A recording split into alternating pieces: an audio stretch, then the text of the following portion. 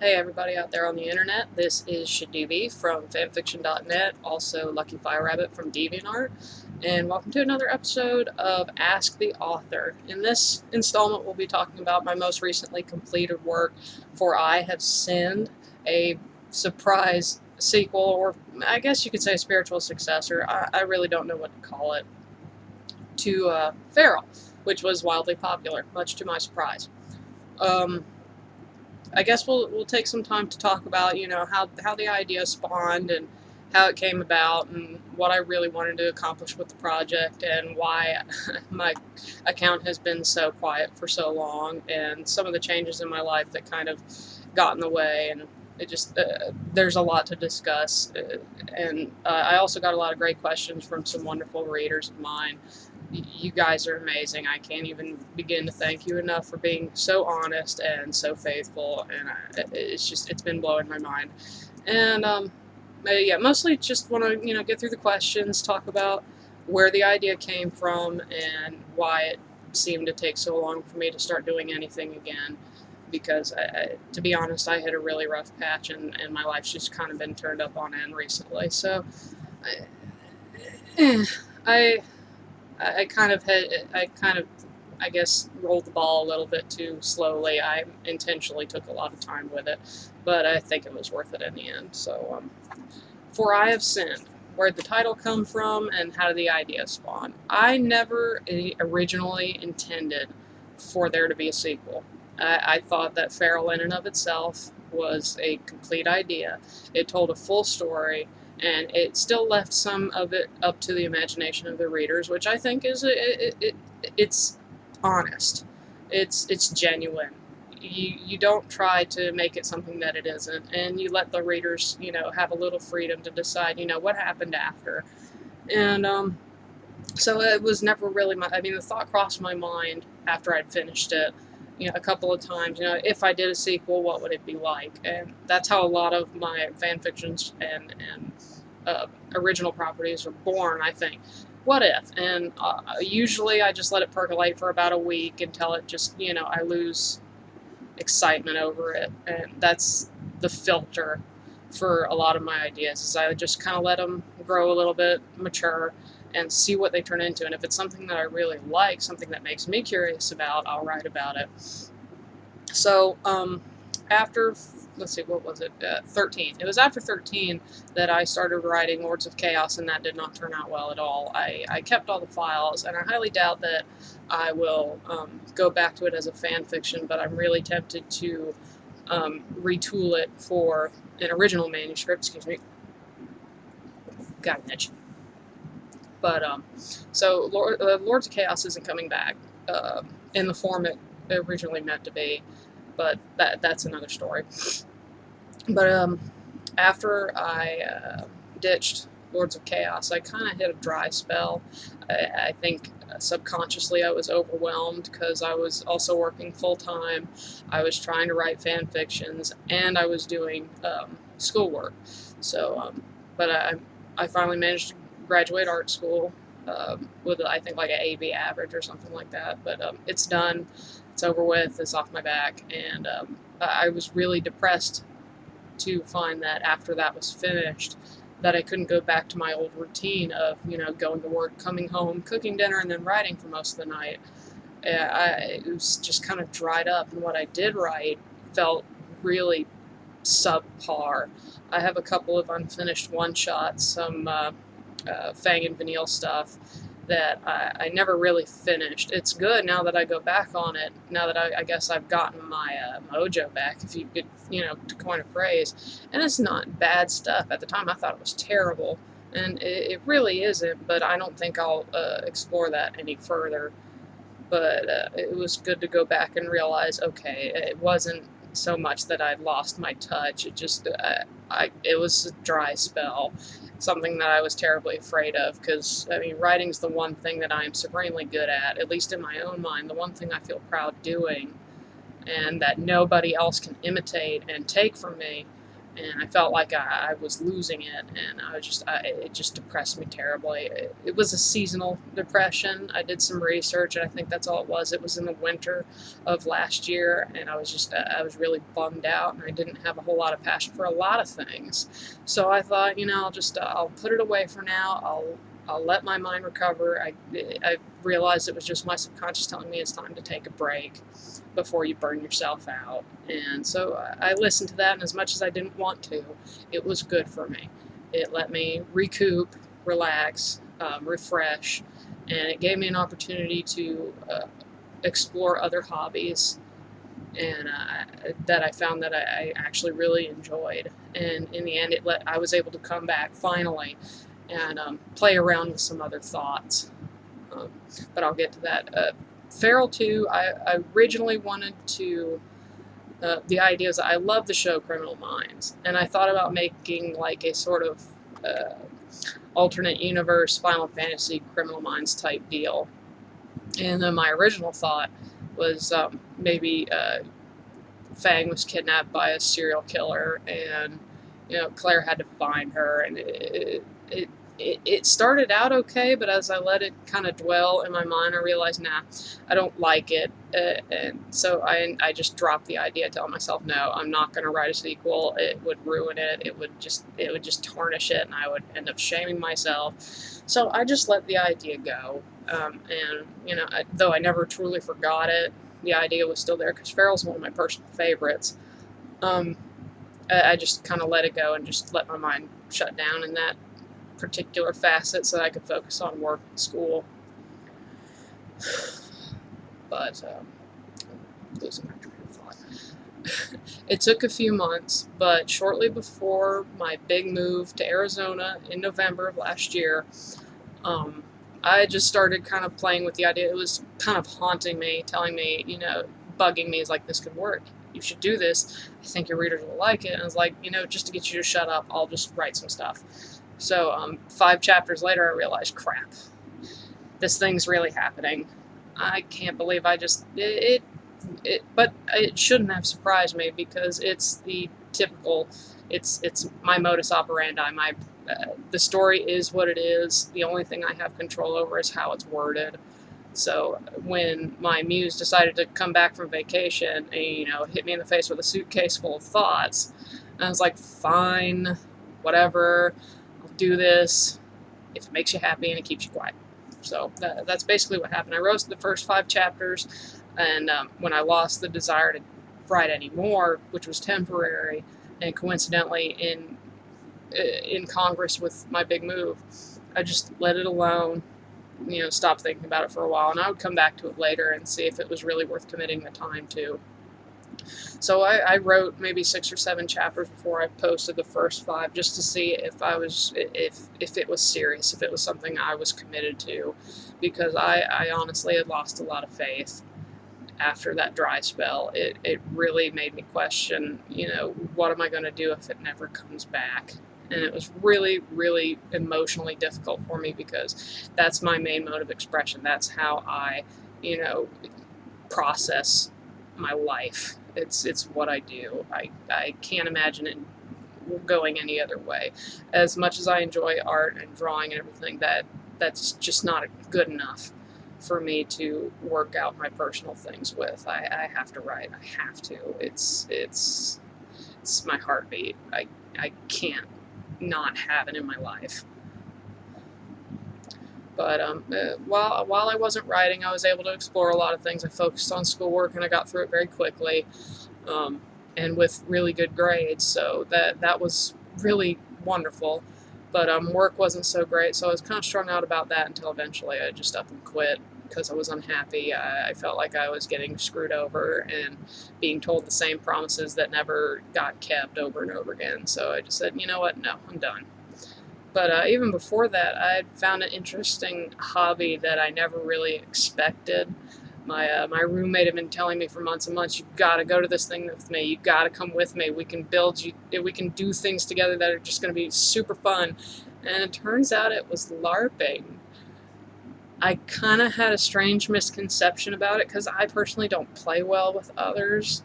I'm not a team player, at least not in a really good sense. I have a bad issue with having control over everything because I don't trust anyone else to do the same amount of work with the same amount of concern as I do. I take my job very seriously. Till finally not this past January, but the January prior, I finally decided, okay, fine, I'll build a character, I'll go, we'll try it for three events and see what happens. And I had a blast. I was able to, tap into some part of me that I'd never been able to, and I could express myself in ways that just was so outside of my comfort zone that I got to know a part of myself that I didn't know before, and it was really amazing. And some of the people that are now a part of my life and lifelong friends, even though we'd only known each other for a short time, it really helped me find something, tap into something that I'd never touched before. And I'm addicted to it. I wish to God I could go 2,000 miles back east and go play some more, but right now that's just not an option. I'm hoping to again soon, but who knows.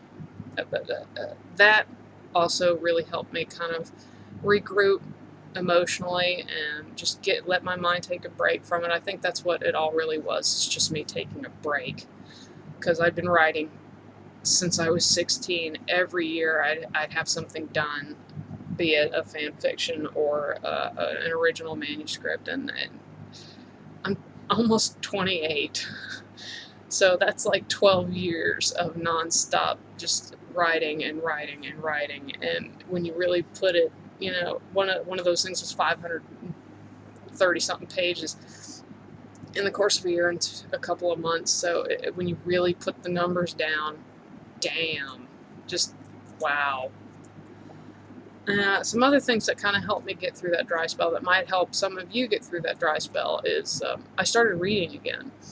I'm not much of a reader. I'm a writer, but I don't read a whole lot, and I'm very picky about what I read, so I finally decided, you know what, don't take yourself too seriously. Read something you've never read before. And I did. Stephen King's my favorite, so I thought if I'm going to branch out, I'll read something of his I never read before, something that not inherently strikes my interest. So I read Desperation, and then I read On Writing, and I would suggest that to anyone who wants to write as a hobby or a career. There is nothing bad about that book. There's everything. You can take away so much from it in the way he genuinely talks about the industry and the fact of, when you're a writer, that's what you do. It's what you do. You can't really stop it. You can't really control it, and that's okay. It's perfectly all right to be obsessed. And it really put things in perspective for me and helped me realize, you know what, he's right. It doesn't have to be so serious. You can relax. It should be comfortable for you, but no matter what you do, make sure that whatever you put down is genuine.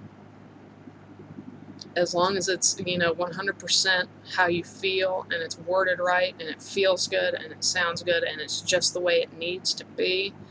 To coin a phrase, at that point, green means go, jackass. That's how it works. Just as long as it's true, as long as it's honest. And I took that in mind before I started, working on For I Have Sinned again. Before I finally picked up those chapters, I had just kind of let sleep for a while and start writing in earnest. And as I went, unlike most of my other fan fictions, I didn't have a outline of events written for this, so I was literally doing it the old-fashioned way and flying by the seat of my pants, which I hadn't done in a very long time. And in some ways I was scared because, oh God, what if I fuck up? I'm always so worried about that.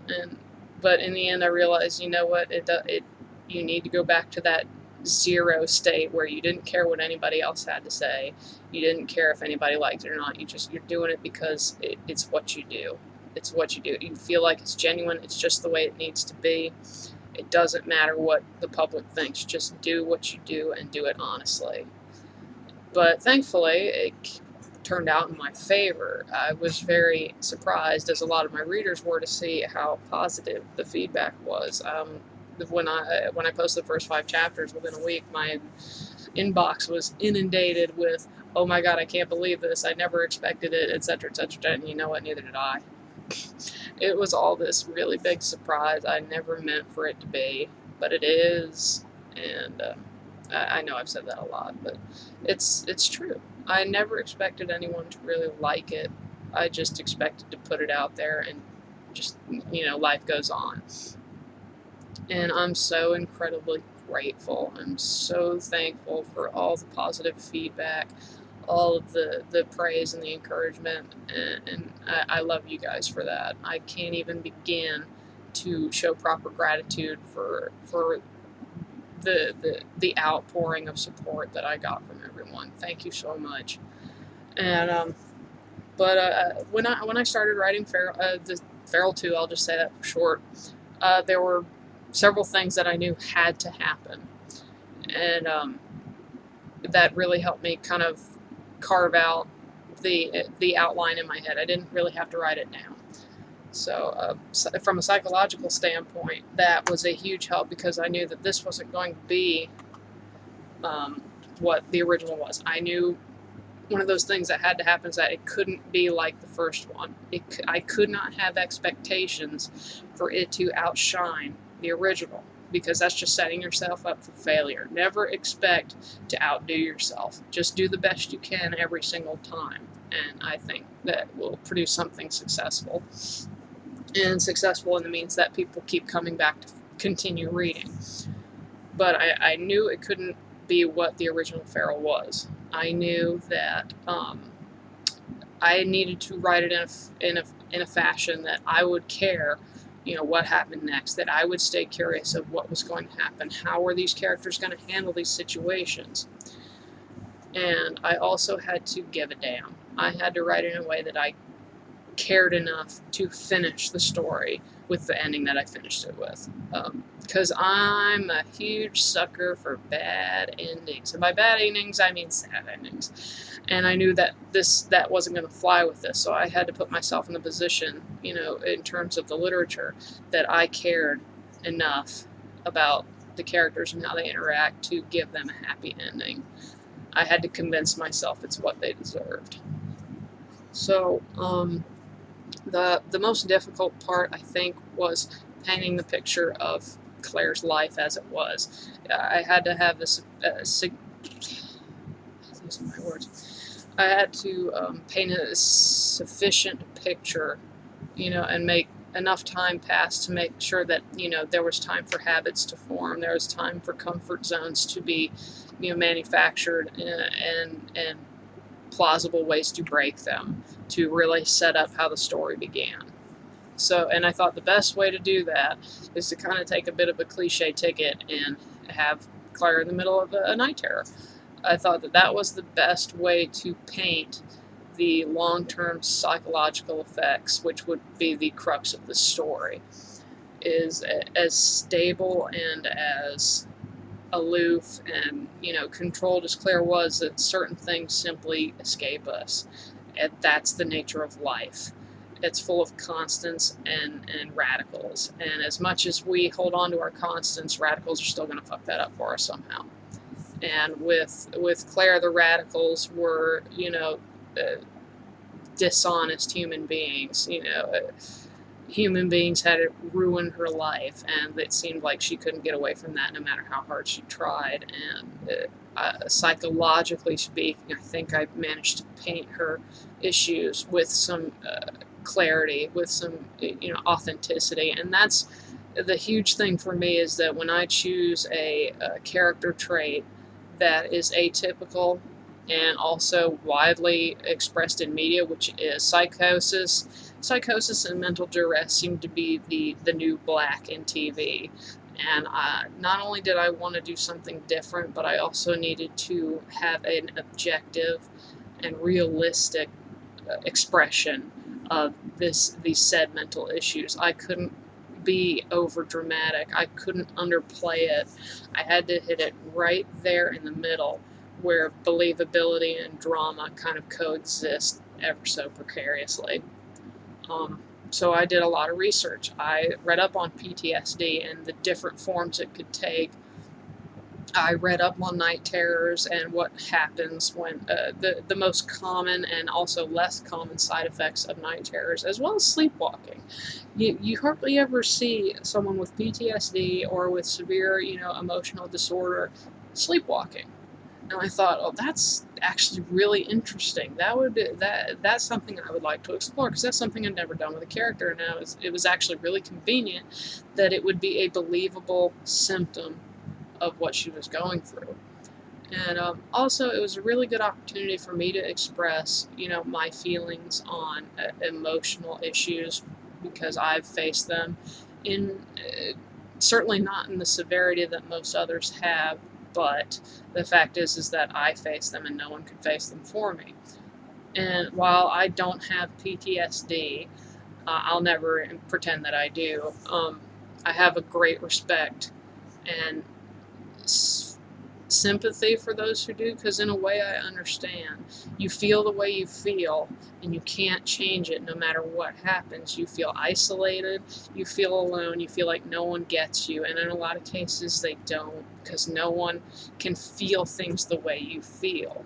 And as much encouragement and love as we get from family members to try and soothe that emotional pain and to shed light on that isolation that you feel, it's a band-aid that falls off. Until you decide, for a fact that you want these feelings to change, that you want to learn how to better manage yourself if you have violent tendencies or depressive tendencies or obsessive tendencies, until you're willing to commit to changing that, no amount of, kind words are going to change those. And that's the situation I chose to put Claire in, because her situation, her circumstances are so extreme. So you have someone who's emotionally dysfunctional, not due to anything she had done, but things she had experienced. And, Sid going to prison didn't make her feel better. Just because she lived away from him and she finally had her own life doesn't mean that she was safe. And I think that was the crux of it all, is the inability to feel safe in your own home, your own space. The fact that, that she no longer lived in a cage, that means anyone could come in. And that's terrifying. All we ever want, as human beings, is security and comfort. And when you can't have security, you're certainly not going to have comfort. So that was the catalyst that set off the whole thing. And I thought that was believable. I mean, yeah, there wasn't a whole lot of press coverage in Feral to suggest that Claire's face had been all over the news, but in 4 years' time, that was definitely a potential reason. It was that, that the suspension of disbelief is something that you could accept as potentially true. So I thought I'd take that route. It seemed like all the right people knew about her and had seen her face. So that kind of that helped me express the issue she was dealing with, the anxiety, and I think I did that with a great amount of I have a migraine, so please excuse my fumbles. I think I did it with some real, genuine authenticity. I did my homework, and I believe it showed. And that's the one thing that I can take personal pride in, is I know what I'm talking about, even if I've not experienced for myself. And as far as how the family dealt with it, I think in the beginning it's very typical for family members to be cautious, because they don't know what they're dealing with and they don't know what to do. And when they find out what's going on, they don't always have the tools or the means or the know-how to handle it very well. So I think that consideration really showed in that first big blow up when Claire threw the table. I thought that was a perfect opportunity for that crisis moment to apex, and for Claire to really realize, oh God, I don't have all the control I thought I had. I need to get away from this, or my life needs to change, or I'm going to lose everything I care about. Which was a great opportunity for me to bring in her father, Jack, that my husband and I kind of crafted her parents together, and I wanted Jack to be lovable. I wanted him to be just a tender-hearted father who's known loss, but still tries his best to make every day count. But he's also not a pushover. So I think he was a really genuine dad who loves his children, and I really wanted to do my best to portray that because I've never given myself the opportunity to. I don't usually consider parents when I write these stories. When I talk about these characters, I don't usually think about their parents. So it was a really nice learning experience for me. And I knew that he needed to be at the core of her recovery because he was missing for so long. Not because he wanted to be, but that still of course he feels guilty. So he doesn't want to. He wants to do everything he can to help. And I think I managed that really well. As far as the things Claire had to go through in order to get better, hypnotherapy is a thing. I've experienced it firsthand, and I think it's a wonderful tool, even though it didn't do a whole lot to change or alter my issues for the better. I think it's definitely a potential thing. It's a thing. It's a legitimate thing, and I think for those that are more susceptible to suggestion, it's like a miracle medicine for them. Not for me so much because I'm stubborn. I'm a Taurus. I can't help it. But it's a legitimate procedure. It's genuine mood altering type behavioral therapy, and I guess that was just kind of my way because it's very uncommon. It's not a regularly used procedure, so I think that was kind of a way of me opening up about these unusual routes that I've taken to get better with my problems, as minor as they might be. And I thought it would be really great to paint Caius as not an anti-hero or a villain, but as a benevolent character. I thought that was really great. And I love cats, so I gave him a big fat cat, and he just seems like a cat person. As ridiculous as that sounds. I love fluffy kitties. They make me happy. I'm trying to the murder investigation. The big point that I was trying to make with that is that Claire and Yun needed to be apart in order for both of them to mature and grow to the point where they're no longer so codependent. That was a picture I unintentionally painted with the original, is that they were dependent on each other to function. And it's like I wrote in the narratives, it's just a different kind of addiction.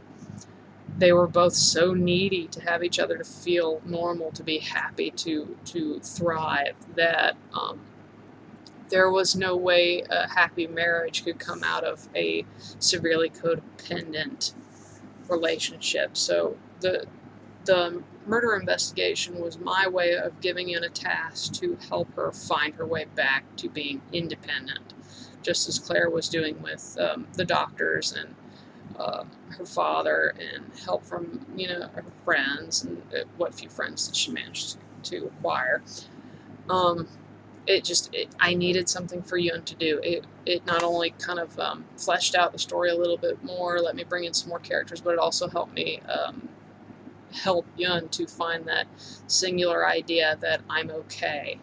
I can do this. I don't need my personal life to hold myself up.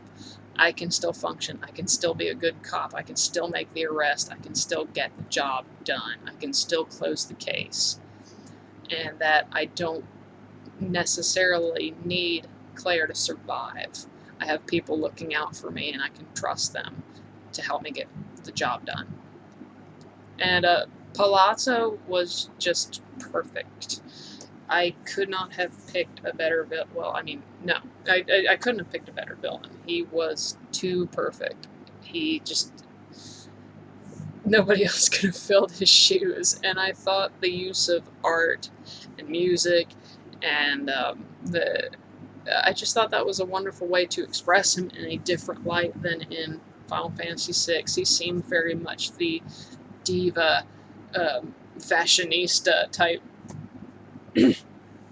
So he fit in perfectly, and I just kind of reweave his psychosis into a god complex, and you've got a really good mystery. Well, not so much a mystery, but you understand what I'm saying. And another goal that I had to have is that they were going to get married. I wanted to do that so bad.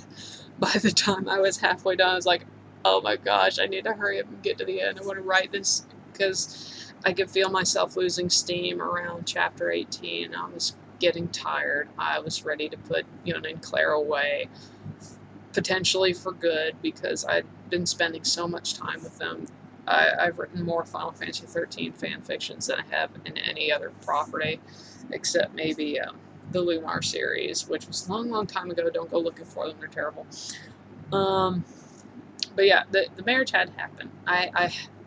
They had to have a happy ending, and I had to find a way to believably get them there. So, yeah, I'm so stupid right now.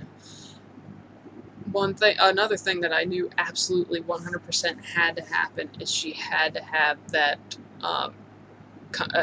so to speak, that come to Jesus meeting with Sid. That had to happen. I know I actually got a couple emails saying, like, why didn't Sid just die in prison? Well, that would have been poetically justified. And I was like, you know what? You're right, but you can't imagine someone like him as, comfortable in prison, but he's certainly not suffering, and that kind of makes you feel a little salty about it.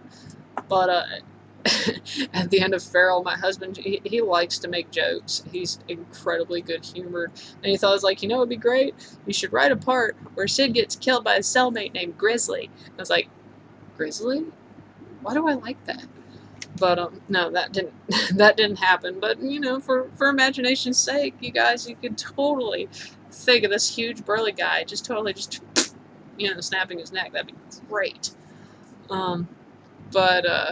But yeah, Claire and Yun deserve a happy ending. They really did, and I think they finally got it. So, I do have some questions and some comments and some shout-outs to give, so we'll get to that.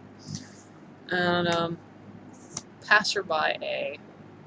I adore you, darling. You were just such a little ray of sunshine when I was tired and when I was just, whiny about the whole project. I felt like, I need to just throw this away. I'm fed up. I don't want to do it anymore. And then I check my inbox and I'd have, a page of things that you noticed and you enjoyed and you appreciated. And I appreciate you. I absolutely just, I can't even tell you how grateful I am for the effort that you made to talk to me, to tell me how much you were enjoying the story and little things you noticed, little questions you had, and I appreciate you 100%. You're the kind of reader every writer wants. Also, Cormac Ravenstaff. Thank you for Pappuccino. I initially thought, you know what, I need to throw this in there somehow, and in the beginning I didn't have a way, and then I thought, wait a minute, I found one. So I tossed that in there, and it went over so well. It's perfect, and I just want to thank you for misnaming him on purpose, and I hope you don't mind me borrowing it. And you did have a couple questions, which I hope you don't mind if I answer right here. Claire and Yun and kids. What do they seem like the type of couple to have kids? And I really don't know. It's not my place to say. Personally, I would say no, because Claire's kind of sensitive. Her emotional displacement's just a little too far gone to have maternal instinct. She cares about Yun. That's what she cares about. She cares about her own security. And having a kid just brings a lot of that at risk.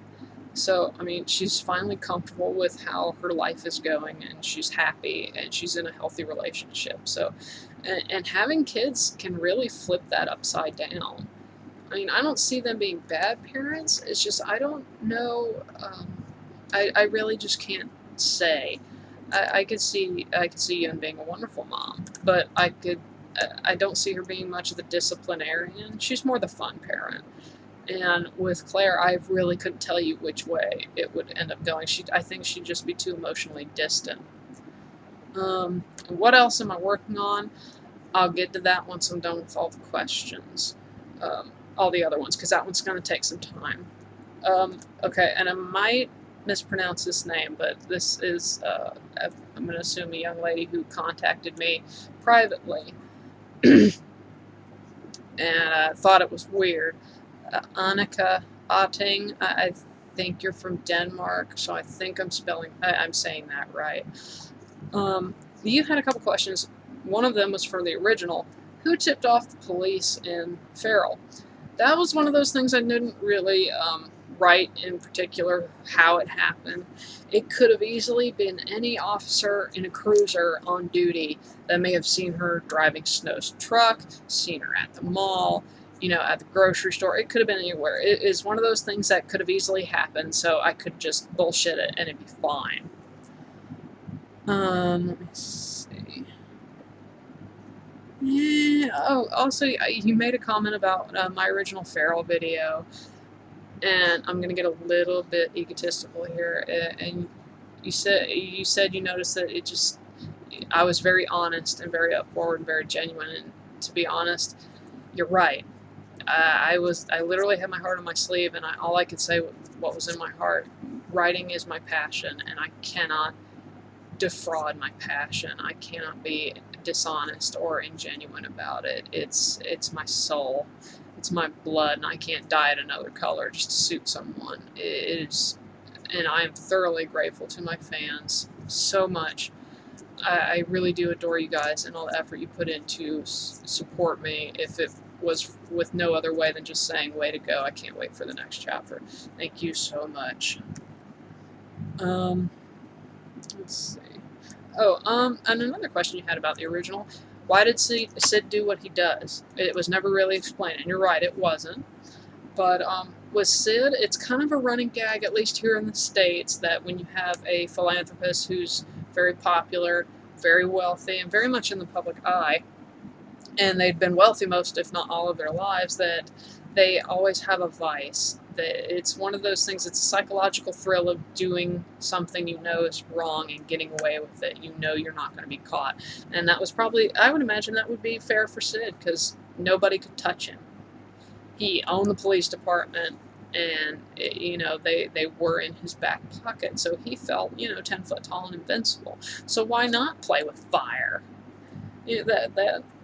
That's kind of a trope. You have a socialite who's so wealthy he can get away with anything, so he does it to get his rocks off. Also, shout out to Wandering Reader 10. Thank you so much for your support and your encouragement and your kind words. I really appreciate it, and I hope that you're right. I really hope that I deserve good things in my career. I really do. That's 100% the truth. I don't know what's coming in the future. All I know is that I'm going to give it 100% every day, every page, 100%, and I just hope someday it pays off. But thank you for those kind words. I really appreciate it. Let me see. Hold on a second. Yeah, some of you might think that the secondary characters were a little thin, and that's okay, because they weren't important. This was a story about Yun and Claire, and them finally finding their happy place together, to finally reach that point where no, it's not all okay, but it's getting better. So it's just kind of a little note. Now, things that I'm working on or letting go of. It's highly unlikely that I will do the Fatal Attractions. It's highly, highly unlikely. I know I posted a rough draft of an intro. I know I've got some illustrations up and everything, but it's most likely not going to happen. I can't see the ideas coming together in a way that is believable. So I think I'm just going to ditch it. I can't. I got to devote that energy somewhere else. And but one of the raving things that I often get told is that I managed to keep the characters, true to themselves, and the situations that I write them into are authentic. And I guess I just have a knack for that. I see things that I like and I want to write them in a different circumstance, and somehow I just have a knack for maintaining the integrity of the characters while throwing them into these god awful situations and still, reaching the end result that everybody knows. And I think as an alternate universe writer, that should be your ultimate goal, is to maintain those characters, because those are the one thing that when you write an alternate universe, that's what keeps your readers interested, is your characters that you choose. They don't read it for the alternate universe, they read it for the people that are in that universe. So that once you realize the things that you have to have in a story, then it's a lot easier to put in things you want.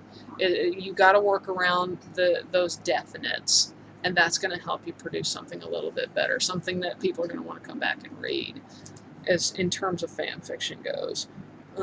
Now, what am I working on now? I finally decided, as I came out of my dry spell, that Feral 2 was going to be the last fan fiction I wrote for a while. I don't know when I'll write my next one, if I'll ever write another one. It's time. It's time for me to devote my energy and my creativity to something that that can sustain me. I need to let the rest of the world see what I can do, and I need it in paper. It needs to go on a bookshelf now. I've finally reached that point, I think, where I feel comfortable. I feel like I'm finally there. I'm finally good enough. I finally have what it takes to see my name in print. And I have what it takes to earn money for what I do. So that's what I'm doing now. I've written 3 books that I did have on Fiction Press for a while.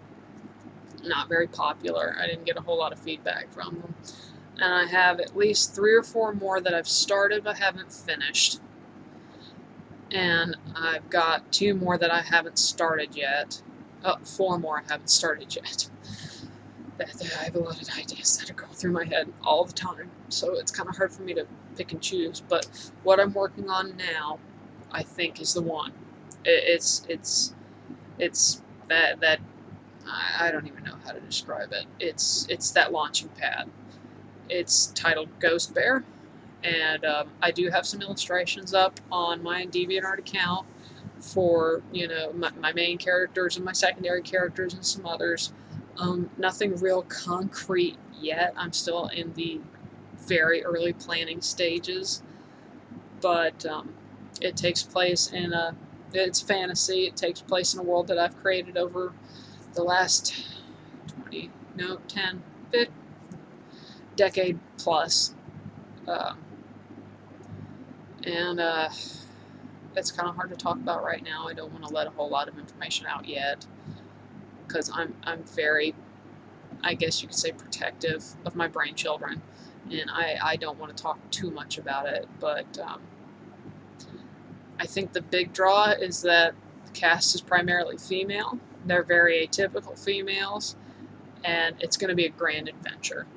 It's think D&D, if you can, meets D&D meets the main character is a mercenary, so take that as you will. A mercenary that can transform into a polar bear and was raised by dwarves. So if that can, hopefully, I'm praying, can stimulate your curiosity, I'd really appreciate it if you continue to support me.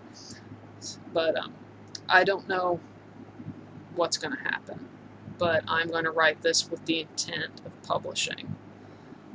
And once I know something, I guess maybe you'll know something. And yeah. So there really isn't much more to say other than thank you so much, all of you out there. I don't even. There are no words. I'm so incredibly grateful for everything you guys have done, for staying faithful, for believing in me, for encouraging me, and just telling me, hey, you did all right, kid. Because as much as I don't want to admit it, I need validation. I need it terribly. It makes me feel like the hours I spend all day working on a keyboard is worth it, even if just one person says, hey, I like it, I want more. And I'm so incredibly grateful and humbled by all of you who still believed in me and still told me it was good, even though I felt like it was trash. Thank you so much, and I love you all. I really do. And hopefully, who knows, I'll catch you at a bookstore someday. So that was Ask the Author About For I Have Sinned, the surprisingly out of nowhere Feral sequel. And this is Shadooby from fanfiction.net and Lucky Fire Rabbit at DeviantArt. Please check them out. I'm hoping to have more new stuff on DA real soon. And just again, thank you guys so much, and I'll catch you on the flip side.